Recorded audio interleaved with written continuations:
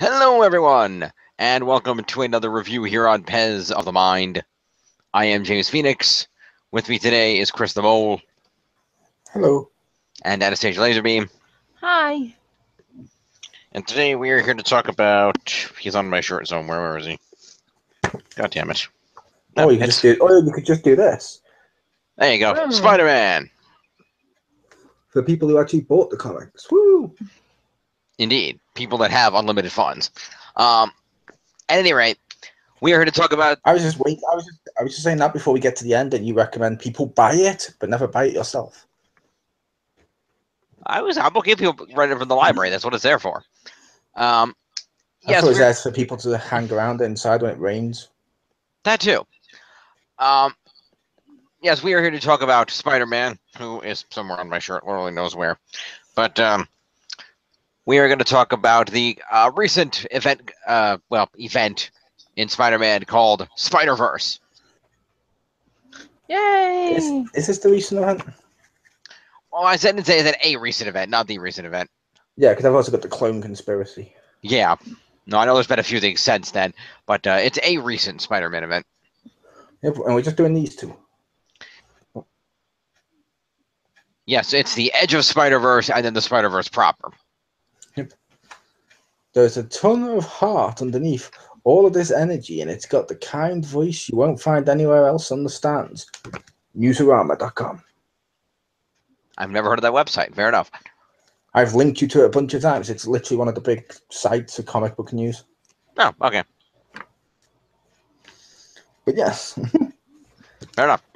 But they're on the front cover, and you got that one. Yep. Amazing Spider-Man. Yes. It should be noted we believe there might be a localization thing regarding the covers because the one that Stacey and I had shared from the library had a different cover than the one Mole has on that side of the pond. Not a localization, a reprint. Oh, okay. Because there's also the one that you've got with that cover, so you've also got this cover over there as well. Oh, okay. But, Yes, at any rate, this is the Spider-Man Spider-Verse event, which takes place in, of course, Amazing Spider-Man's book, and it features pretty much every Spider-Man, woman, boy, girl, Pig. every spider being you could think of, and every incarnation of what is the root Spider-Man, except for the movie. Except for the movie ones that are owned by 20th Century Fox. And one of the cartoons. Oh, which one? One of the new Spider-Man cartoons. I can't remember if they called it the new Spider-Man, so I'm not sure if it's meant to be like MTV Spider-Man, which is sort of on the edge of being both in the movie continuity, but then the second one came out and made it completely not in continuity. Right. Yeah, we see Spider-Man from all across comics, animation. The only thing we are missing is the movie Spider-Man because of the legal rights and that one animated Spider-Man. But there's still every possible Spider you can think of, including, I think, a couple we haven't seen before. I'm not sure why the movie ones aren't there, though. Because it has nothing to do with the rights. It doesn't? Because the rights for the movies were Sony, who have now gone in agreement with Marvel, thanks to Spider-Man Homecoming. So even he should be in there, because it's part Marvel. But they didn't include any of the live-action stuff. Any of the live-action movie stuff, I should say. Well, they just chose not to. Well, I don't know, because when that comic came out, I don't think the deal had been worked out yet. Yeah, but they were under the thing of not including them, which is probably because it was Sony. Like, if they did an X-Men event, they're not going to include the Fox stuff. They could, but they do it out of spite. Some of it too. You're really white right now. Am I? You must be looking stuff up live during the video. I was just going to check the date that Spider-Verse came out because I wasn't even sure. I didn't look at it that closely.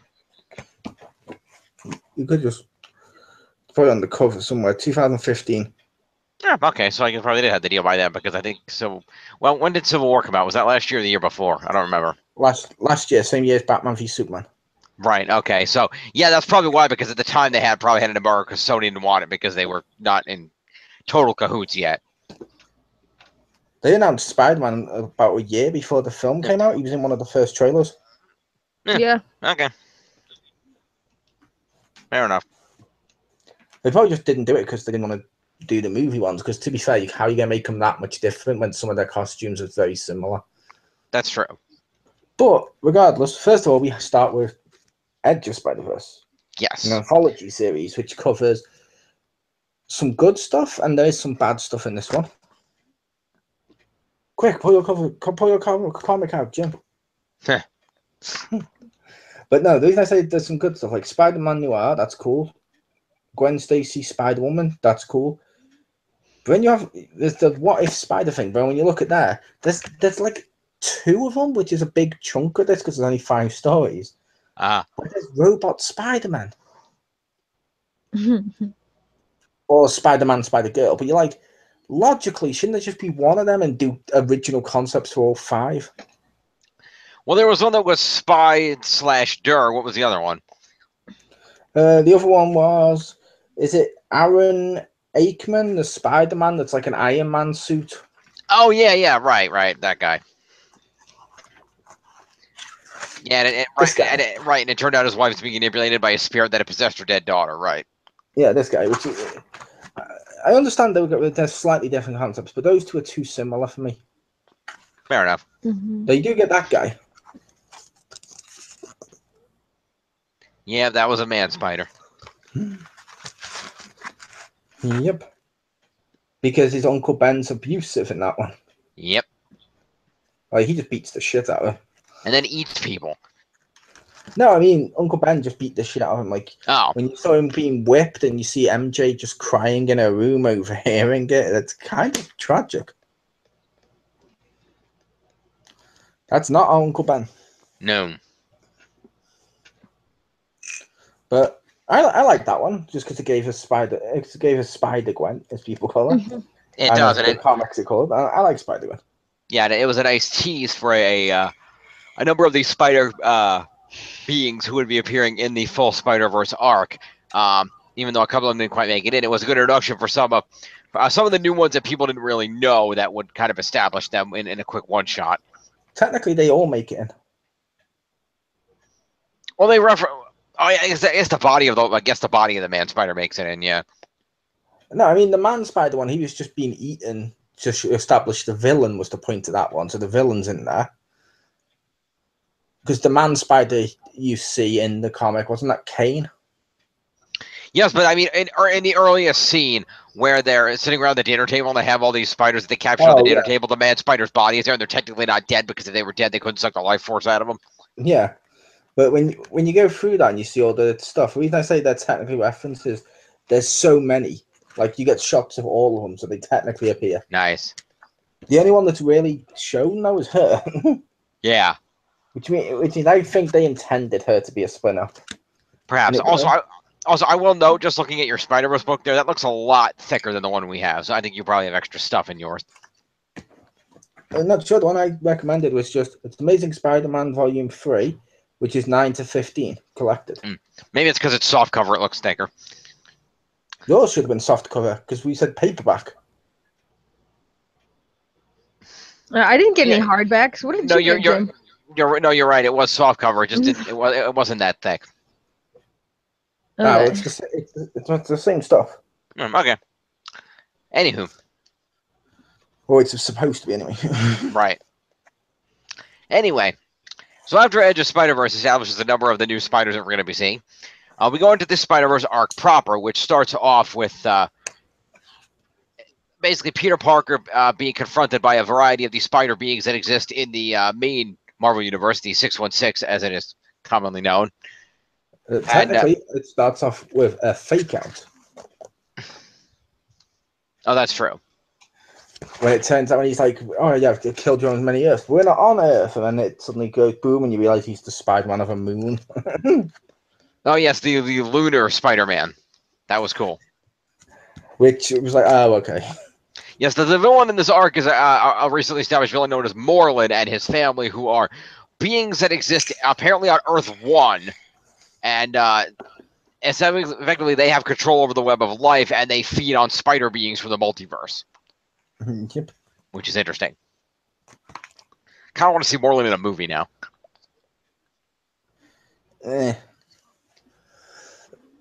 He's okay as a villain, but he's basically just Morbius. I also want to see Morbius in a film. Blade 2. That's true. At any rate, so we start off after the dream sequence. We start off with these spiders all seemingly attracted to where Peter is located. And invariably, they are pulled out of their dimension by additional spiders from other worlds where Peter finds out what's actually going on, explaining that these spiders from across the multiverse are uniting because they're all being hunted down one by one, and they feel they need to do something about this before there aren't any left. Yep. And it's cool seeing all the different spiders that come together and all their different range of abilities. You know, who the spiders are. Of course, some of the unique ones, like when Peter first meets Spider-Gwen, they have this reaction with each other because in Spider-Gwen's world, Peter's the one who died versus, obviously, Peter's world, Gwen died. So they have this interesting reaction to each other. We see Mayday Parker from Spider-Man's daughter in one possible future. Yep. We see... her comics used to be fun. They spun out of, I think it was Earth X. Which was basically Marvel's piss poor attempt at doing Kingdom Come. I say piss poor attempt because they designed it to be a copy of Kingdom Come. It just wasn't as good, and it had Universe X and all that. But Mayday's comics, The Amazing Spider-Girl, she was awesome. Indeed. So, as these spiders unite, we see all the different spiders. We start finding out that it's because Morlun and his family are hunting them down, and an adventure ensues to try to right the Spider-Verse. And I did like how they were trying to, play to the different strengths of the spiders. Like, there was one who was, I think it was a Ben Reilly who was actually leading the spider group at the time, but he dies fairly quickly, if I recall correctly. And then they, there's a British Spider-Man, and they station their hideout in a spider verse where Peter never lost the cosmic power, so the cosmic Spider-Man is like defending them.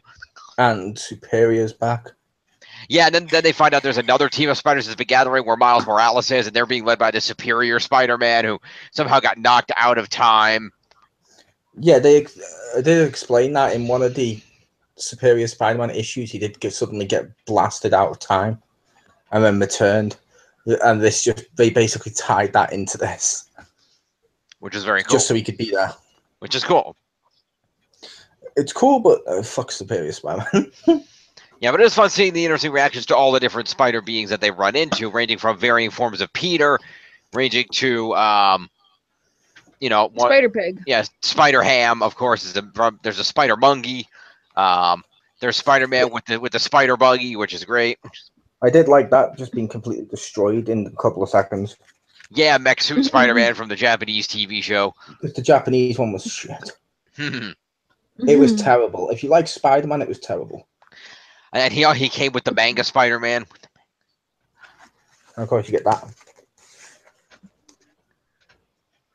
Cartoon Spider-Man. Yeah, but you also... Ta-da! Hippie Spider-Man? No, like he says in the panel when you see him, and he's like, "Oh, it's just a cartoon cutaway. I do that." That's the ultimate Spider-Man. Oh. That's why what they kind of did, they tied the Ultimate Spider-Man cartoon to this too, because at one point, Miles, Gwen, and stuff established the Web Warriors that were established in Ultimate Spider-Man in the cartoon. So they tied that into this a bit because it's all the Spider-Man multiverse, which I was like, okay, that's kind of clever. Indeed. Yeah, I did like how they had so many different in-jokes about their different worlds. Like, at one point, Miles' team goes to one of the... I don't know if it was one of the cartoon worlds or one of the comic worlds, but they get there, and they're like, oh, he must be over there at the Daily Bugle building. It's the only building with any writing on it. That was literally the one I just showed. Oh, okay. Because while it was Ultimate Spider-Man there, it was the, 70s or 60s Spider-Man cartoon. The terrible one. Wait, that building's only 6 windows wide. What building in Manhattan is only 6 windows wide? Yep, because literally, that's that joke. Yep. and that's that scene. Oh, okay. And there's Peter. Nice. He's in a suit. That's weird. It's because that's how he went to work in the cartoon. Much to teach you, young grasshopper. Indeed. No. And so they have to fight off Morlun and his goons, while at the same time, and of course, invariably having to deal with Superior Spider-Man turning on them because he finally puts initially he believes that the Peter he's seeing is actually from earlier in the timeline, but it's only later on he figures out that Peter must beat him and get his body back, and he won't accept that, so he turns on everybody. Just weird. Yeah, that was kind of bizarre. And whereabouts is it? But you also have the Miles thing, which I'm not sure. I don't think that's our Miles. Oh, you don't think so? I think there's multiple Mileses, I think. Because this is after. I think it's a multiple Mileses, because I thought, unless it's where it was set, but it was just one of the stories seemed a little weird with him. Ah. One thing I will say is I understand why comics do this, but it is a little frustrating. Is that as you're reading through this arc, there's at least 4 or 5 instances where a group of the Spiders will go off to do something off panel, and they'll be like, read about this in this other book. I was like, I get why you do that, but it's like, unless you're a really diehard fan, is anybody really going to go buy all those books? Just tell us what the fuck happened. Yeah, but that's the thing. You don't need to know because they come back in this, so you know the main story. That's only there to tell you if you do want to know. Fair enough. It's like when TV shows, when you go to watch an episode of TV, it's like previously, and it shows you all the stuff that's happened. You're like, I don't care, just get to the episode. I've already seen it. But there's still going to be people that care enough. But I can't find the panel I was after. No. That woman is really weird. Which woman? The female villain.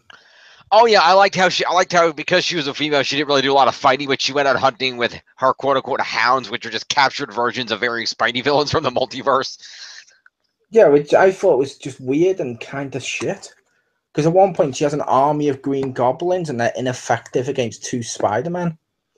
It's the Green Goblin, come on. True. But to their credit, they're obviously brainwashed goblins. They're not actually using Norman Osborn's intelligence. Yeah, but it's just weird to do that with the Green Goblin. He's the big villain. If he's his main villain. It's like if you watch the Batman one, suddenly someone had an army of Jokers and they're completely useless. People would complain. I believe that was called Batman Beyond. I believe Batman Beyond isn't technically a comic. Because I was saying if you read it in the comics. Fair enough. And to be fair, in Batman Beyond, that wasn't a team of actual Jokers. They were a gang calling themselves the Jokers based upon him. True. But if it was like, oh look, we've got look, here's Heath Ledger's Joker, here's the animated series Joker, here's the games Joker, and then you just see them get their ass kicked in 2 seconds by like 2 Batman, you'd be pissed. My God, if Batman went crazy thinking there were 3 Jokers, imagine how crazy he'd go seeing all those other Jokers. Yeah, exactly. But the point was clearly, I know you're trying to skirt it because Marvel fanboy, but the point is that's bad storytelling. No, I'm trying to make a joke. I'm not a Marvel fanboy at all. I prefer DC. Yeah, because I'm saying like he has an army of his villains is bad storytelling. An army of his biggest villain is bad storytelling. It was obviously supposed to be more for shock value than it was for any actual thought being put into it. Yeah, which is kind of, I will say that's one of the negatives for this. Yeah, is most of this is just mindless fighting. A lot of now, you could say, oh, it's a comic, but some of the best ones are comics where you, like, it's Craven's Last Hunt, where you get more story behind the fighting and you actually care for the characters more. Yeah. One thing that did confuse me, though, because I don't keep up on the comic arcs.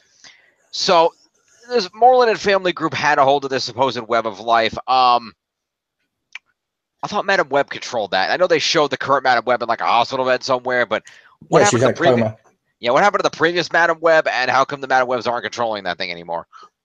They're just not controlling them because, obviously, like, she's in a coma. The other one would be dead. The powers will transfer. And all that I always think of the old gray-haired woman from the '90s cartoon show. That's the Madam Web I remember. Yeah, it's weird, but yeah, fair enough. But I did like how there was that cool cyclical thing. Spoilers to the end of the book. But you already spoiled the end of the book. Okay. When you mentioned Octavius turning, that's literally like the last 5 pages. That's true. But I did like the cool cyclic turning of how the brother of Moreland's family that was cast out turned out to somehow through weird wibbly wobbly timey-wimey be the guy who manipulated the web and would inevitably be old and working for them. And was able to fix everything. So it seemed like the Web of Life had cyclically kept itself running, like it had a fallback plan, like everything was. It was a self-fulfilling prophecy. It's interesting. Okay. Yeah. And pew.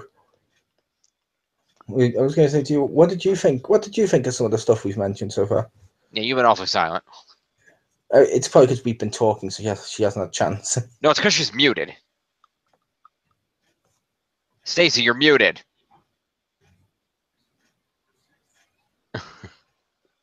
Oh, okay. She has no audio. That's why we can't hear her. She's probably been talking the whole time. I just realized that. She wasn't muted at the beginning. Oh. We still can't hear you, Stacy. When she said hi at the beginning, we heard her, which means she's muted her headset to watch TV or something, and it's gone dead. Something.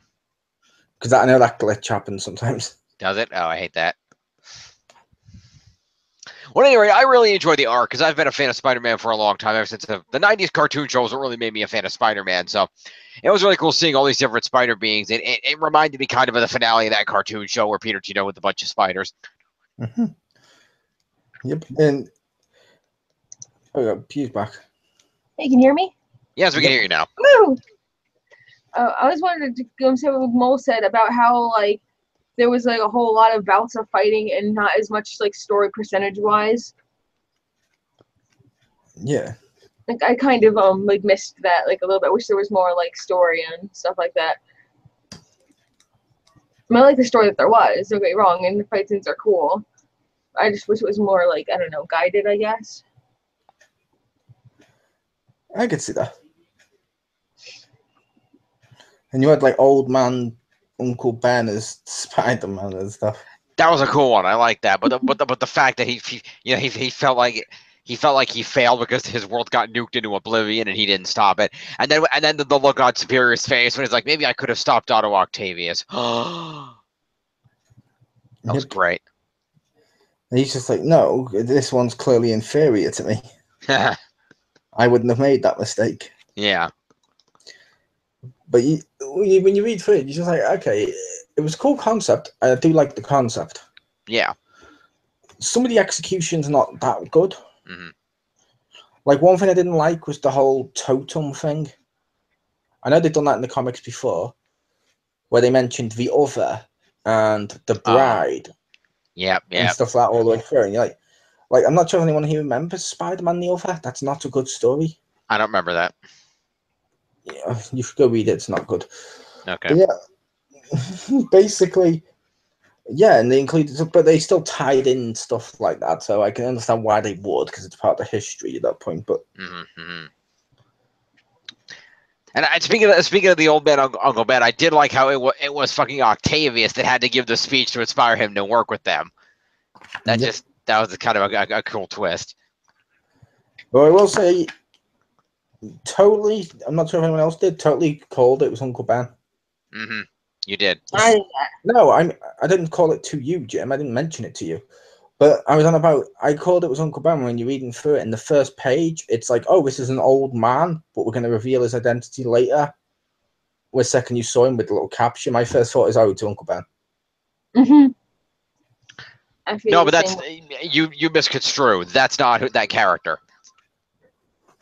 But when he puts the mask on, it's the same mask. Well, no, because the old man that they revealed later, it turned out that was the, what the hell was his name? The guy they revealed later from the universe where Spider-Man died, but he put on the mask and carried on the legacy, that was that guy. It wasn't the Uncle Ben. It was, but when you look at Uncle Ben's mask, it's the same mask. So I was like, oh, okay, I kind of knew Uncle Ben was going to be a Spider-Man at some point. Well, yeah, you could have figured that either way, but...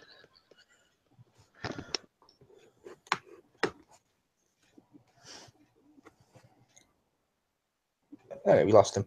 But yeah, like I said, this was cool. And the guy who wrote, the people who make it and stuff said they were inspired from when they were doing the Shattered Dimensions game and all the other stuff, which was cool.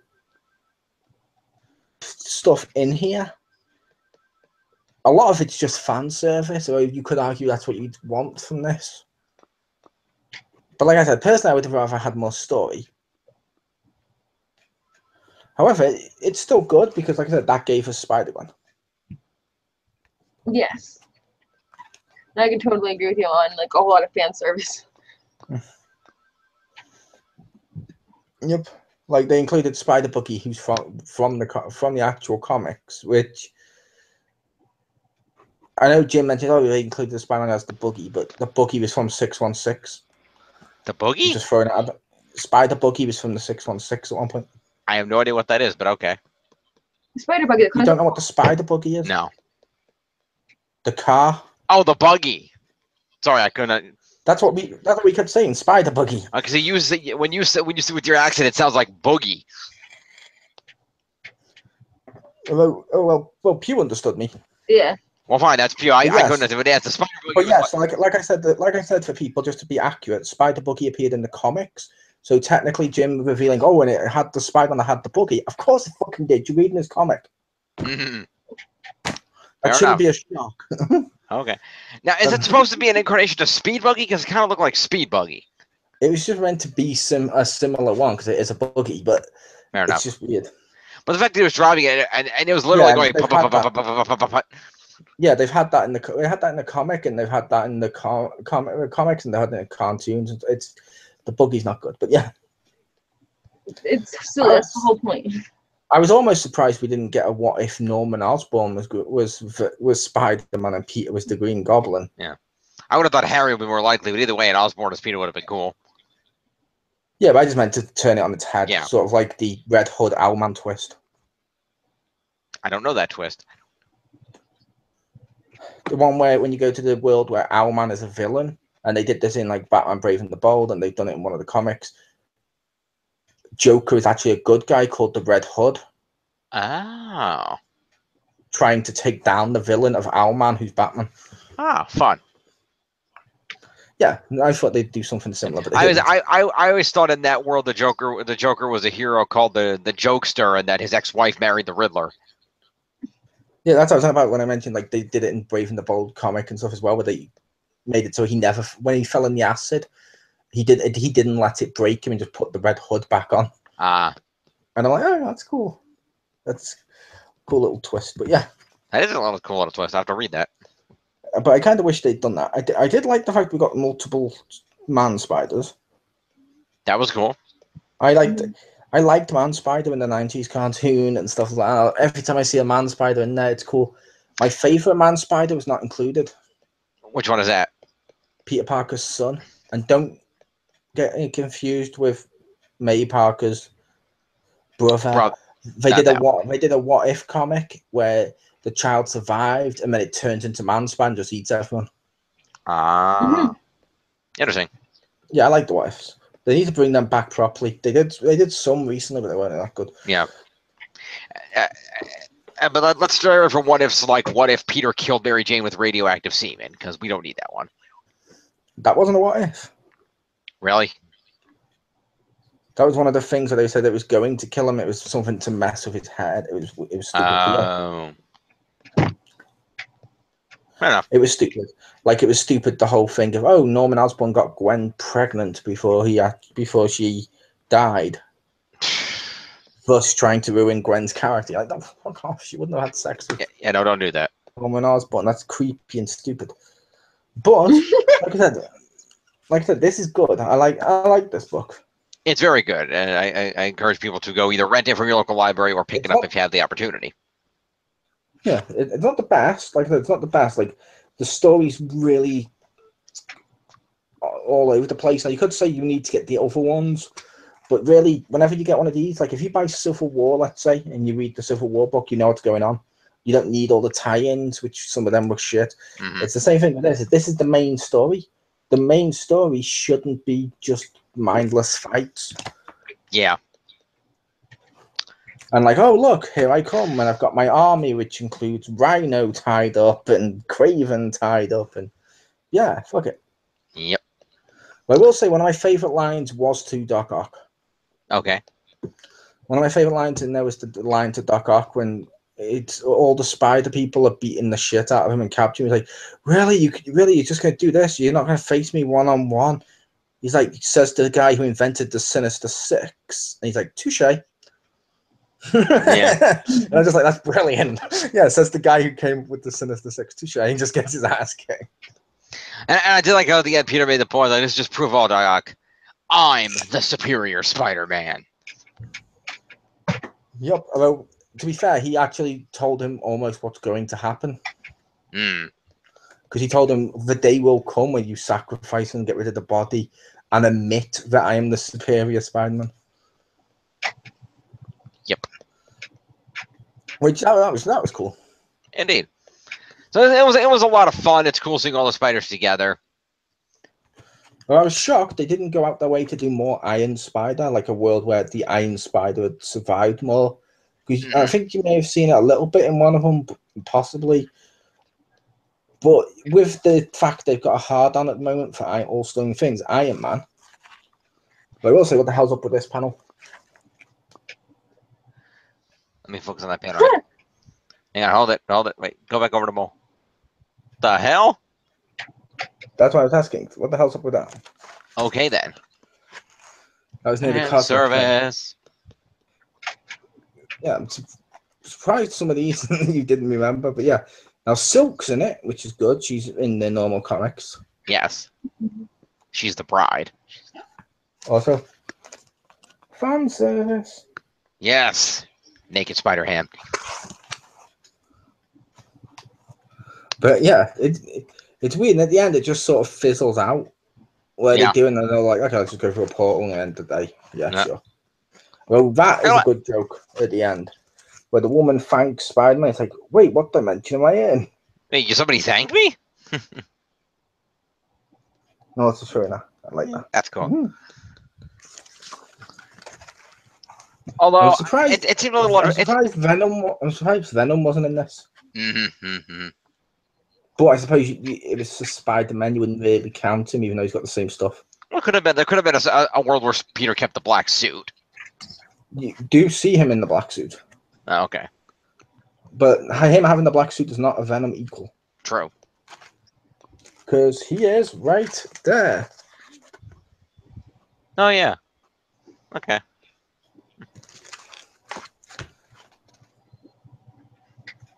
But yeah. Fair enough. Also, what did the British Spider-Man do to piss the writers off? Why does his world get destroyed? It just does. It's not fair. Yeah.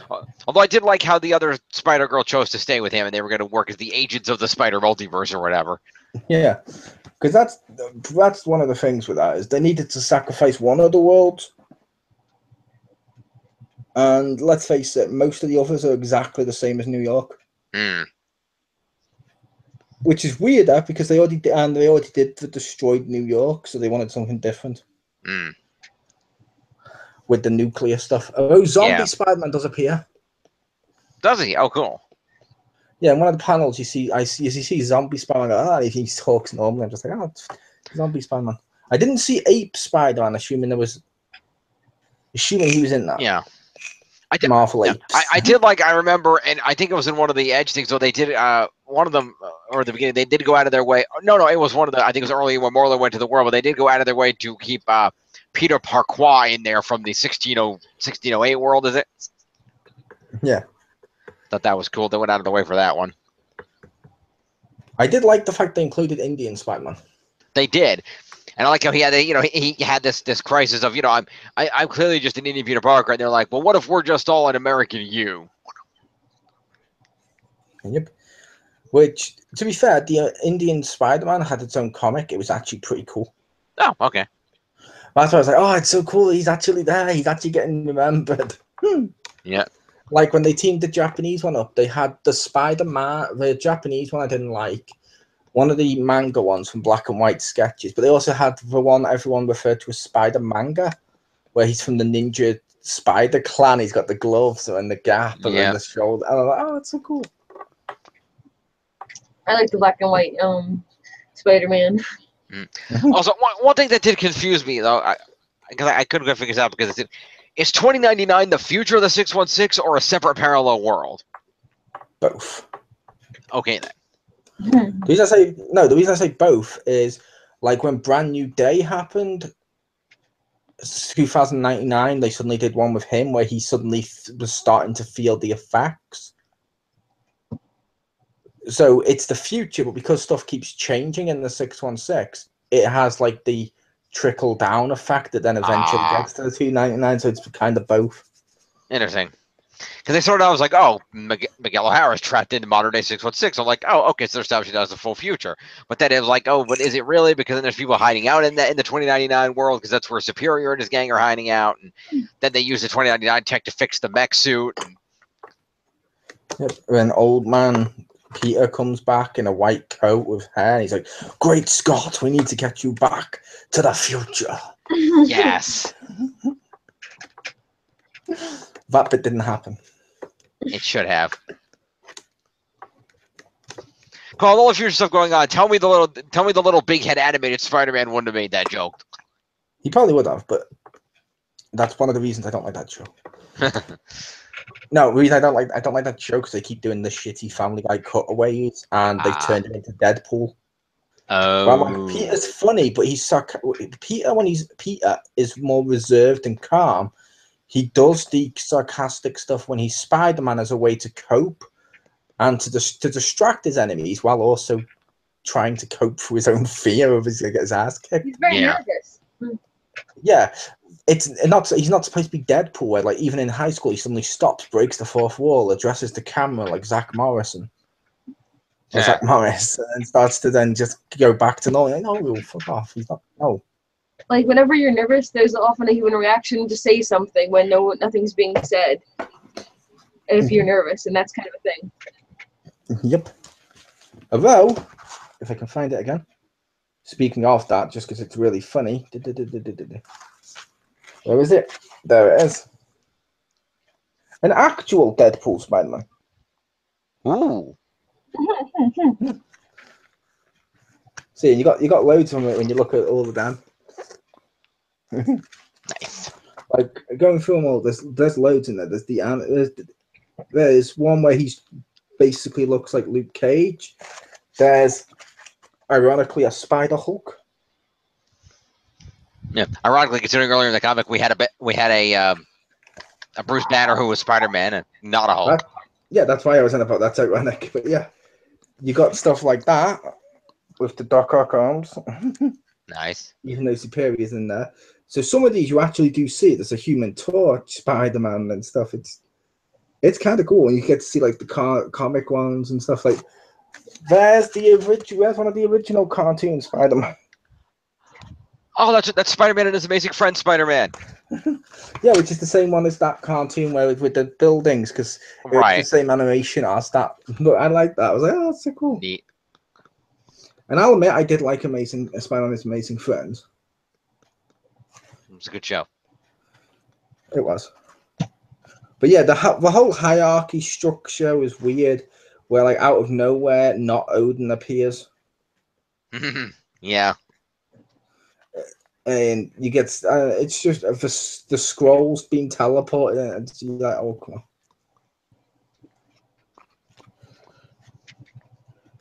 It just seemed weird. Like it seemed like, you know what I mean? It just seemed like that they just pulled shit out their ass on some stuff. Yeah. I think a lot of stuff was thrown together.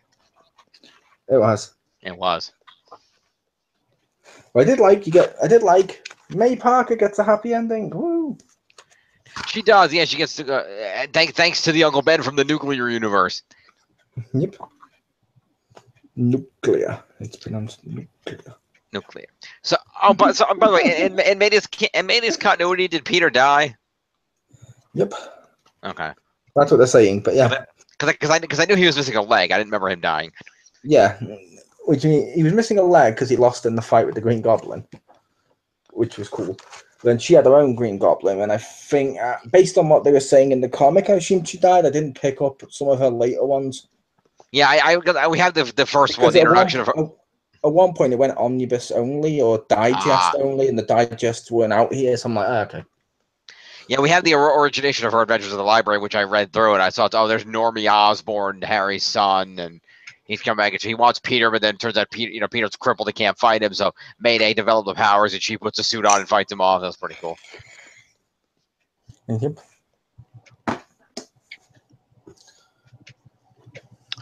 And I can't wait, like I said, for obviously we're going to be reviewing more Spider-Gwen in the future. Yes. Can't wait till she gets a Green Goblin. I want to see her fight a Green Goblin. Are we good? Yep. I got mine in a pile over there. Nice. Yep. So this has been Spider-Verse. Final thoughts? Like I said, it's worth a read. You might want to wait till it drops in price a little bit, but like I said, it's worth a read. And the only reason I say drop in price is I'd say you'd want to buy it, not rent it. Only because you can get it for like $10 or £10 over here. Like I could buy it on Amazon for like 10 quid. It'll probably cost you that in a lot of places to go to the library back and forth and stuff. That is true. So it's like, yeah, you might as well just buy it. And you can even buy it digitally, which will be on. I believe you can probably buy that digitally on Comixology, which would be good. You could. So yeah, I recommend buying it, but be aware it does have some faults. But it's still a fun story. It's his most fun adventure since New Day, because I haven't enjoyed any of them since that. And then we got this, and I'm like, okay. And coming soon, we have more Spider-Gwen, and hopefully Spider's Clone Conspiracy.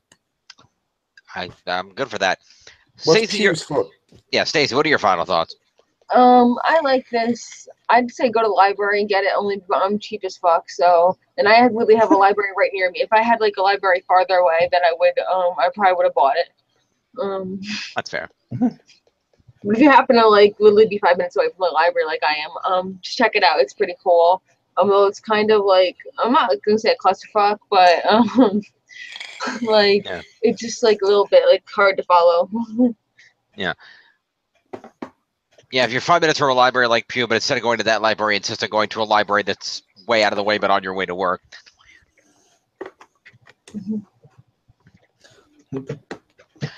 Yep, and overall, I really like this. I've always been a fan of Spider-Man. He was the first real comic superhero I connected with when I was a kid. Again, mostly because of the '90s cartoon show. So I've always had a special place for Spider-Man among the Marvel heroes specifically. So I've always really liked him. So it was great to catch him on his adventure and see all the different Spider-Verse versions of the Spider character. So a lot of fun. There's some plot holes, but it's still a lot of fun anyway. And I definitely check it out if you get a chance. If you have your local library, go rent it. They've probably got it. Or if they don't, they can get it from another library for you. Or pick it up if you have a chance, if you're on Amazon or at your local bookstore. So stay tuned. Next time in Comic Reviews, we will be looking at the Volume 0 of Spider-Gwen, the Most Wanted, and the Volume 1 of what is apparently radioactive Spider-Gwen, Greater Power. Yay! So stay tuned for those. And also stay tuned for the final countdown this coming Tuesday. I'm at Volume 3. And there's a Volume 3, yes. We don't have that. I don't have that one handy, but we're also doing Volume... well, technically it's Volume 0, 1, and 2, but yeah. Yeah. And stay tuned for this Tuesday for the final countdown. We'll be continuing our year of villains, and we will be counting down the top 5 reboot villains. So that could include potential reboots of, say, Amazing Spider-Man, or even, not that we had a lot of, caviar villains in that, but the only one we had was New Goblin, technically. Yeah. True. But at any rate, any other franchises that have been rebooted will be becoming villains from those. The villain has to have been rebooted, was that rule? Yes, the villain has to have been in both films, yes. Now stay tuned for that as well. I'm James Phoenix. Thank you two for joining me. It was a pleasure. Yeah. All right. And we'll see you next time, true believers. Bye.